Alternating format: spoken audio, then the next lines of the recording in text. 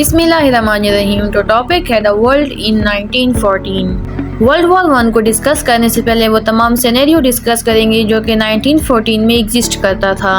अपनी पिछली वीडियोस में मैं political system imperialism in Europe के वीडियोस बना चुकी हूँ जो कि 1914 में तमाम पॉलिसीज एग्जिस्ट कर रही थी। तो वीडियो को लाइक कर दीजिएगा एंड चैनल को सब्सक्राइब कर दीजिएगा। और स्टार्ट करते हैं the triple alliances and triple entity. ये वो अलायंसेस थी कंट्री के दरमियान जिसका वर्ल्ड वॉर 1 में मेजर रोल था। तो सबसे पहले डिस्कस करते हैं द ट्रिपल अलायंसेस। ये ट्रिपल अलायंसेस जो था एक मिलिट्री एग्रीमेंट था जर्मनी, ऑस्ट्रिया हंगरी एम्पायर और इटली के दरमियान।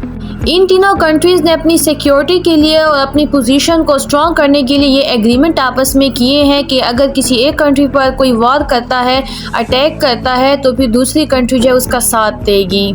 और ये इसीलिए किया गया क्योंकि उस वक्त 1914 में यूरोप में बैलेंस ऑफ पावर की पॉलिसी चल रही थी, जिसकी वजह से जो जर्मनी था वो फ्रांस से स्ट्रांग होना चाहता था और इसके अलावा जो ऑस्ट्रिया हंगरी एम्पायर थी उसको रशिया और सर्बिया से थ्रेट था, जिसकी वजह से इन तीनों कंट्रीज़ ने आपस में मिलिट्री एग्रीमेंट किया कि एक दूसरे की सिक्योरिटी में हेल्प की जाएगी।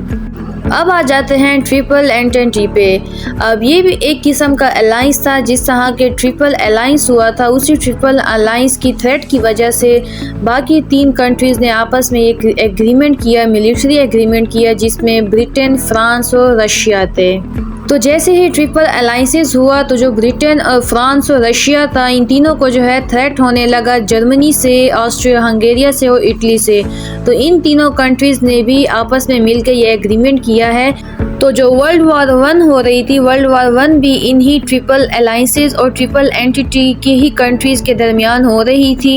यही 6 मुल्क ही वर्ल्ड वॉर 1 की कॉज थी और यही 6 मुल्क ही वर्ल्ड वॉर 1 में मेजर रोल अदा कर रही थी। तो अब आ जाते हैं जापान एंड ब्रिटेन अलायंस। तो 1902 में जापान और ब्रिटेन इन दोनों ने आपस में एक ट्रीटी की, एग्रीमेंट की, एक अलायंस बनाया, जिसमें असल मकसद ये था कि जो रशिया है उसकी जो पॉलिसी थी एक्सपेंशनिज्म की पॉलिसी, अपनी टेरिटरी को बढ़ाने की पॉलिसी, उसको काउंटर किया जाए, उसको अपोज किया जाए। अब सवाल यहाँ पर यह पैदा होता है कि ट्रिपल एंटिटी में तो जो ब्रिटेन और रशिया है ये दो आपस में फ्रेंड्स थे, इन दोनों का अलायंस था। तो किस तरह 1902 में जापान और ब्रिटेन का एक दूसरे से अलायंस हुआ? तो इसका जवाब ये है कि जो यूरोप के इंटरेस्ट थे, यूरोप में जितने भी इंटरेस्ट थे वो ब्रिटेन और रशिया के एक दूसरे के साथ मिल रहे थे।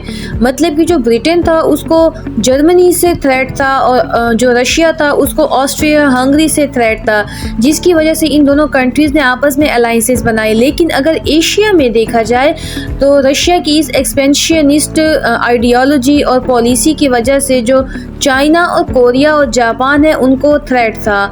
तो इसी तरह जापान और ब्रिटेन ने आपस में अलायंस बनाया कि जो रशिया की एक्सपेंशनिज्म वाली पॉलिसी है इसको काउंटर किया जाएगा कि वो चाइना की तरफ भी ना आए, कोरिया की तरफ भी ना आए और जापान की तरफ भी ना आए। उस वक्त 1902 में जो जापान था वहाँ पर मेजी रिस्टोरेशन की जा रही थी, जो कि मैं अपनी पिछली वीडियो में बता चुकी हूँ, जिसका मतलब ये था कि वो वेस्टर्न टेक्नोलॉजीज़ को यूज़ कर रहे थे और अपने जितनी भी पोर्ट्स थे ट्रेड के लिए अपनी बंदरगाहें भी खोलती थी। तो इस तरह इनके जो एशिया में इंटरेस्ट थे वो ब्रिटेन और जापान के मिल रहे थे और जो यूरोप में जो मफादात थे, इंटरेस्ट थे, वो ब्रिटेन और रशिया के मिल रहे थे। तो अपने मफादात, इंटरेस्ट को सामने रखते हुए इन्होंने ये अलायंसेस किए। तो अब आ जाते हैं टेंशन इन यूरोप।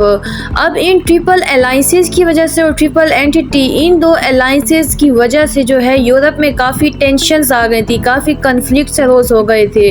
और इन 6 कंट्रीज़ की, इन अलायंसेस की वजह से जो यूरोप था वो वर्ल्ड वॉर 1 की तरफ चला गया और वहाँ पर काफ़ी ज़्यादा तबाही हुई है यूरोप में, इन कंट्रीज़ की भी।